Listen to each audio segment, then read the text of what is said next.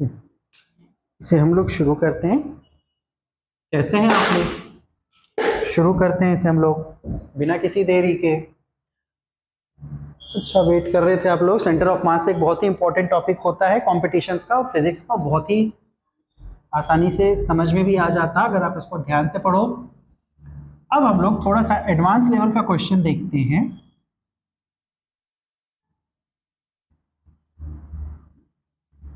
जेडबली advance level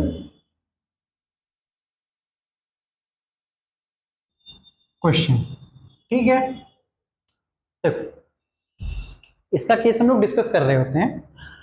ये question भले advance level का है, ये मैं मानता हूं, बट मेंस के लिए भी ये समझना जरूरी है और नीट के भी लिए इसका रिजल्ट याद रखना जरूरी है, ठीक है। देखिए, देखो, और सेंटर ऑफ मास के डेरिवेशन स्पेशली देखो सब लोग, रीजन क्या होता है उसके पीछे। सेंटर ऑफ मास के जो डेरिवेशन है उसको समझ लिया कि कैसे है, तो एक तो कैलकुलस की बहुत अच्छी समझ आ जाती है कि फिजिक्स में कैलकुलस अप्लाई कैसे हो रहा होता है। एक्चुअल में मैथ्स का एप्लीकेशन ही क्या होता है? फिजिक्स और कुछ नहीं है, मैथ्स का बस प्रैक्टिकल एप्लीकेशन होता है। फिजिक्स का जन्म या फिजिक्स के सभी टॉपिक्स अपने आप बनते चले जाते हैं, ठीक है। तो इसका जब डेरिवेशन आप देखोगे तो कैलकुलस की तो पकड़ बनेगी। दूसरी बात क्या है कि सेंटर ऑफ मास के डेरिवेशंस सेंटर ऑफ मास में उतने पूछे नहीं जाएंगे, बट इसके डेरिवेशन का तरीका आपको इलेक्ट्रोस्टेट्स में बहुत ज्यादा हेल्प करेगा। जब भी हम लोग इलेक्ट्रोस्टैटिक्स के बारे में पढ़ेंगे तब वहां पर हम लोग क्या देखेंगे कि भाई जो तरीका हम लोग सेंटर ऑफ मास में सीखा है उसके बेसिस पे गॉस थ्योरम के क्वेश्चंस, फाइंडिंग इलेक्ट्रिक फील्ड वगैरह ऐसे करके कुछ क्वेश्चंस आते हैं जो एडवांस लेवल के होते हैं, और मेंस में भी वो क्वेश्चंस आ रहे होते हैं। तो यहाँ पर इसका डेरिवेशन देखना बहुत जरूरी है। क्या करेंगे हम लोग यहाँ पर? Finding centre of mass of uniform circular disc. एक यूनिफॉर्म सर्कुलर डिस्क है और उसका हम लोग क्या पता करेंगे? Centre of mass. Semi circular इसको लिख लो, सेमी सर्कुलर, क्योंकि सर्कुलर के तो केस में आप पता कर ही लोगे। सेमी सर्कुलर, चलो देखो, ये जो नेक्स्ट वीडियोस बनाऊंगा वो बनाऊंगा आप लोग का रोटेशनल मोशन पे, बहुत अच्छा टॉपिक होता है, और एक ऑप्टिक्स में भी, ठीक है।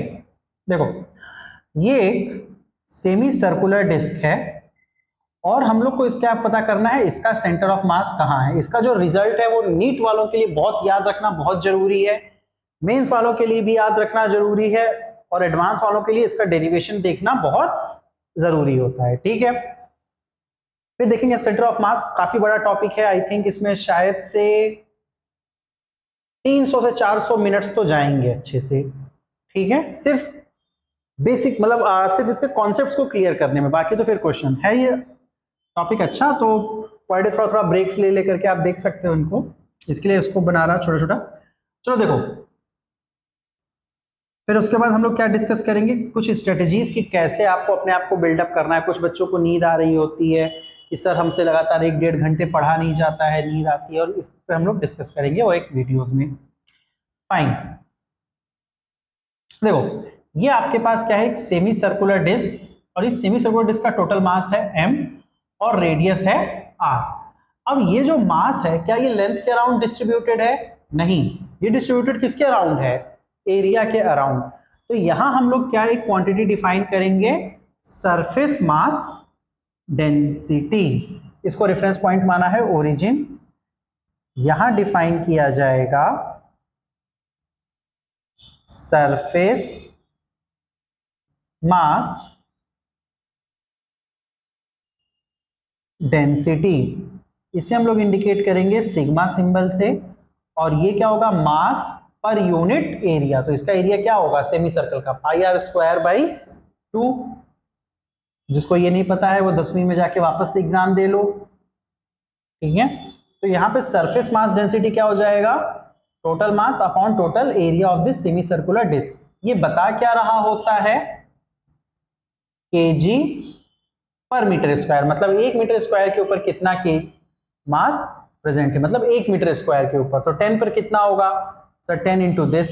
सिग्मा क्या बता रहा है, 1 मीटर स्क्वायर पर। जब भी बोला है ना कि इसको यूनिट से पकड़ना सीखो, कई बच्चों को ये समझने में प्रॉब्लम होता है, तो उनके लिए अगर 1 मीटर स्क्वायर पर कितना मास है सिग्मा, तो 10 पर कितना होगा 10 इंटू सिग्मा, 100 पर 100 इंटू सिग्मा, तो x पर x इंटू सिग्मा।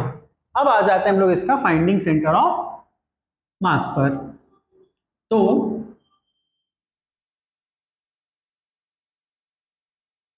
क्या दिखेगा आपको, ये जो सेमी सर्कुलर डिस्क है, ये सेमी सर्कुलर डिस्क बेसिकली क्या है, बहुत छोटी छोटी सेमी सर्कुलर रिंग से मिलके बना है। कैलकुलस में हम लोग क्या करते हैं कि ये बहुत ही इंपॉर्टेंट लेक्चर इसलिए है, इसमें हम लोग कैलकुलस को अप्लाई कैसे करना है रियल लाइफ में इसको सीख रहे होते हैं। कैलकुलस में हम लोग क्या करते हैं, बेसिकली एक बहुत बड़े को छोटे छोटे पार्ट में डिवाइड करते हैं, तो वो छोटा पार्ट कैसा होना चाहिए ये डिपेंड करता है आपके कॉमन सेंस पे। तो मैं क्या बोलूंगा कि ये जो सेमी सर्कुलर डिस्क है ये बहुत छोटी रिंग से मिलके बना है, जिसमें से एक रैंडम रिंग को मैंने पकड़ लिया। ये एक रैंडम सी रिंग है, रिंग अच्छी नहीं बनी शायद, यहां से दिख रहा होगा आपको।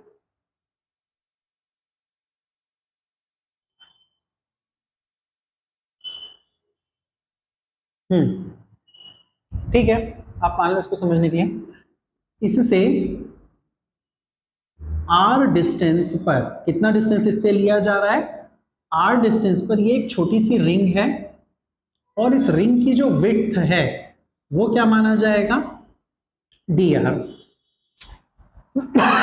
तो जो सेमी सर्कुलर रिंग बना है इसका लेंथ, अब ये अगर सेमी सर्कुलर रिंग को मैं ओपन कर दूं तो ये क्या बनेगा, ये एक रेक्टेंगुलर स्ट्रिप बनेगा, ठीक है, जिसका ये विड्थ होगा डी आर, और ये लेंथ कितना होगा पाई,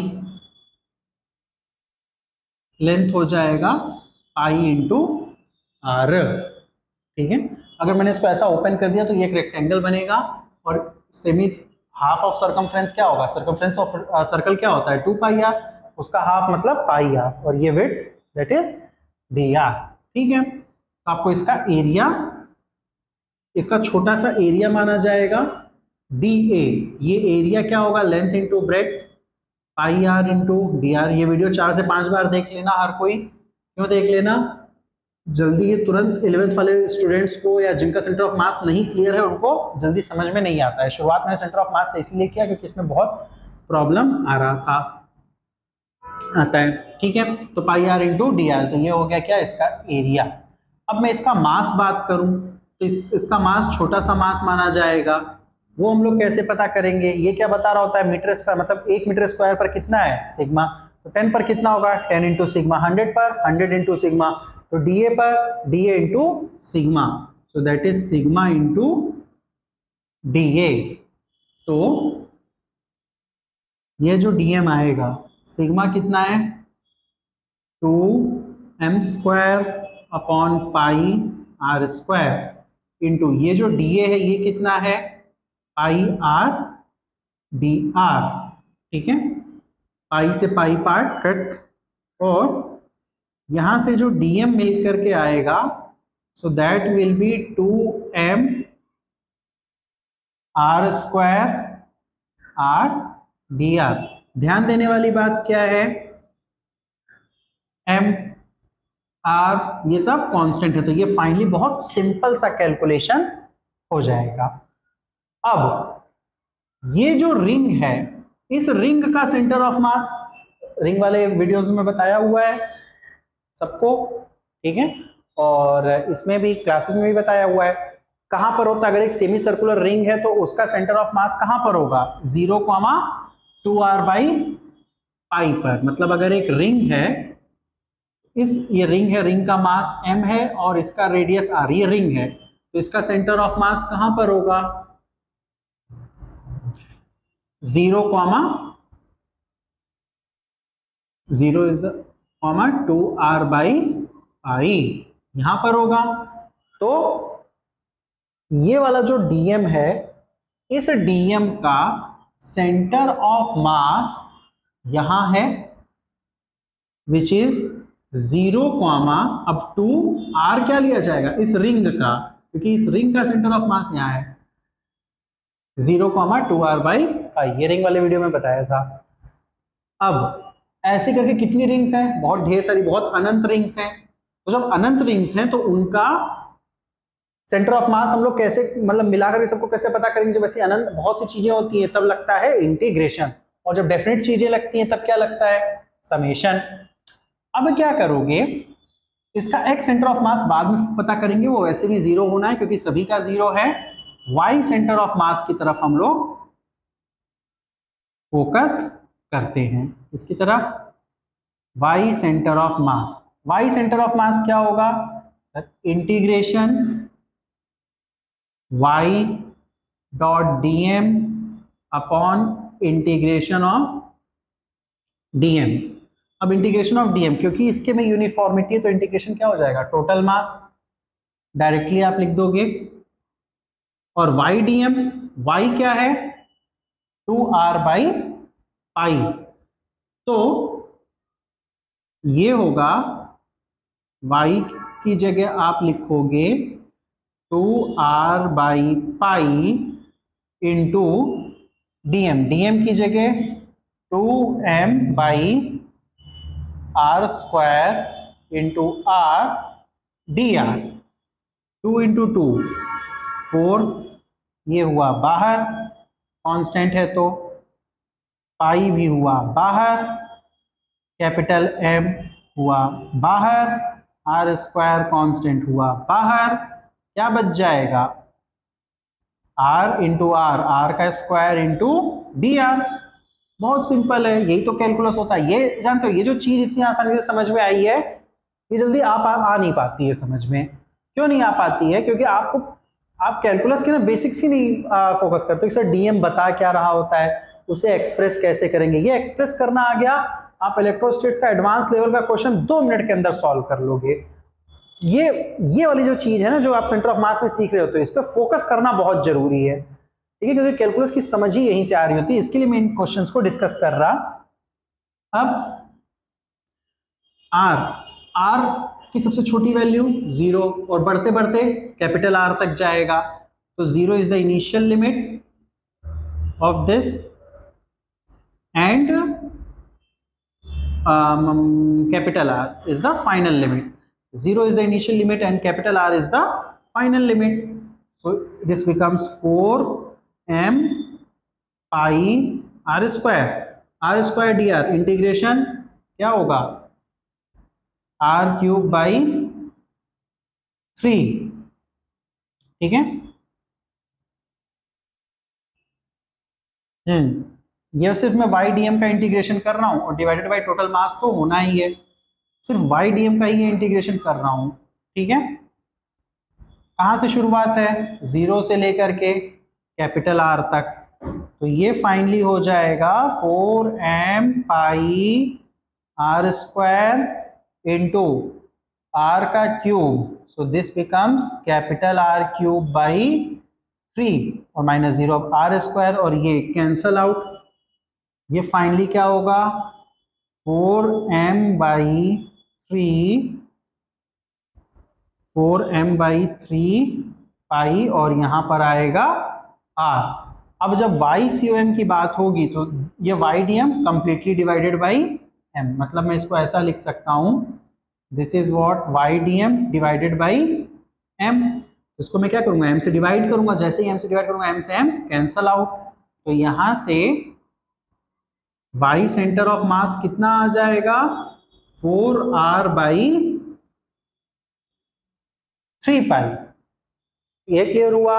अच्छा, x सेंटर ऑफ मास 0 ही रहेगा, क्योंकि हर जगह के लिए यहाँ पे जो हम लोग y लिख रहे हैं सबके लिए x क्या होता जाएगा? 0। सो 0 into something will always remain 0 and 0 divided by something will always come 0। तो फाइनली ये सेंटर ऑफ मास, ये जो डिस्क है, इसका कहां पर आना है? इस जगह पर, विच इज 0,4r/3 पाई, ठीक है? इसे लिख लो आप लोग।